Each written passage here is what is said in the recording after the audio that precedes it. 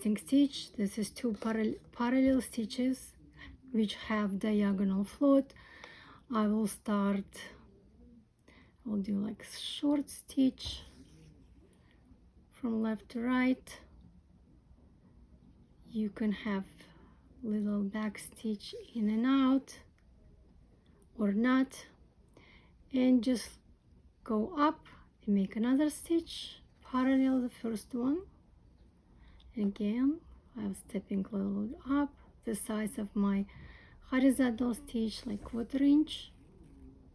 The smaller it's more better control your material. And this is also temporary stitch we're using for basting, for example, like flaps, like of the pocket, edge of the facing in a jacket and a dress.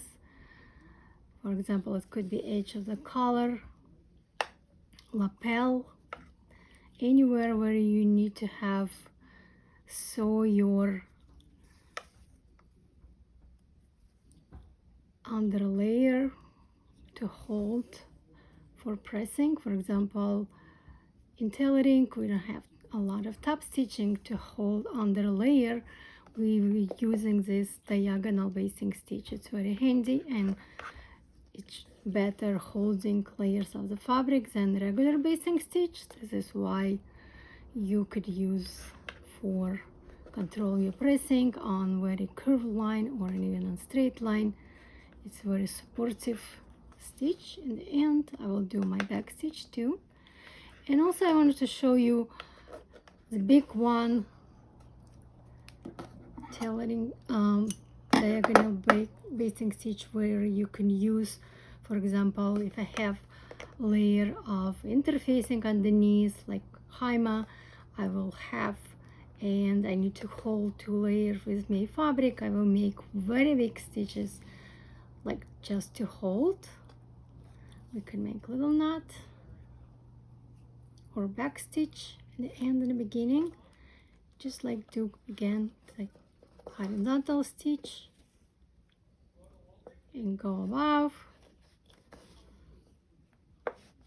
make sure it's flat.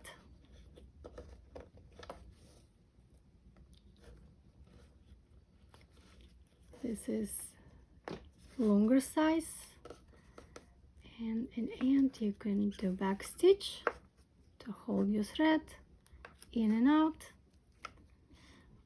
The first line, this is 1/4 inch wide diagonal basting stitch. This is like 1 inch space.